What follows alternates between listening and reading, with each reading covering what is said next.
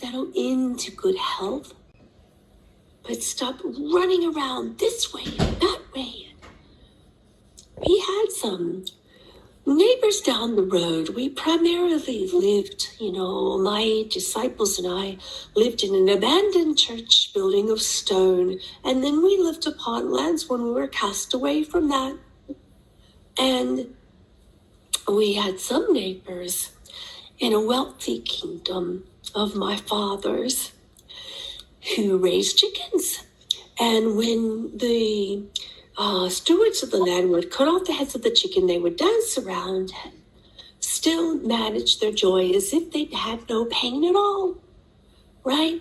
And they were going this way and going that way. And one time I stopped and I held the chicken whose head had been cut off because he was still alive. And I found this to be quite curious. And I said, my dearest brethren, brother chicken, why are you still running around? You're fretting. And it said, oh, I have things to do. I live there for food. I must go get it. I must pack things and I must eat my food from the ground and I must keep going.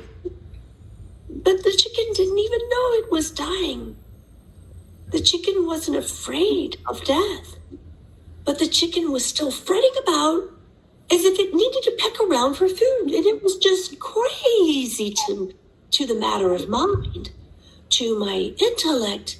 It was so curious. And then God said to me, the rich do the same. They're pecking about for all of their joys. They're pecking about. They're pecking this and storing it away and pecking that and storing it away like the chickens and squirrels of the lands.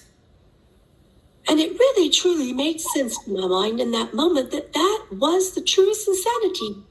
And this was the initial forms of capitalism that are so alive in your world today.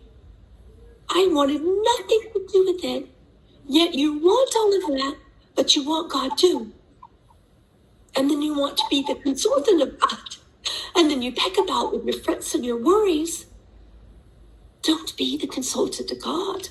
Firstly, God does what God does through you. Through you. You are God's vessels. And it is as simple as that to understand your place in the beautiful ecology of Earth, that you are equal to the animals of the lands and the trees and the flowing of the water in the rivers, that you are equal to, and you are not them, they are not you, you are equal brethren, you see, that you too will flourish and be provided for, but you must stop fretting around and pecking around for your treasures and then storing them up as if you're going to die. You're all going to die anyway. You're aware of this, true. That's going to happen, right? So, with that in mind, we know that we are all born and we have our time, that which we shall not know, that we die. Do you want to spend it pecking around and fretting about and worrying about your funds? Or do you want to live? Put it aside. That's just it. And then God would work through you in the way that God works through the animals, in the way that God works through the rivers. You see, it's truly that simple. And, I suppose the Buddhists now call that renunciation, and the Tibetans say that's detachment, believe as do the Indians. What do the Christians call it? There's something else you would call it now in your modern day Christianity.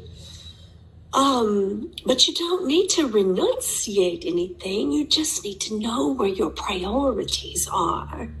And if your priority is God, then you will live dutifully by serving the lands, by serving the animals, by serving the poor, and by serving the infirmed, by serving the children, by becoming proper stewards of the children and of the animals, and of the poor, then you become proper stewards of your lands, so that the ecosystem of heaven can present itself to you on earth.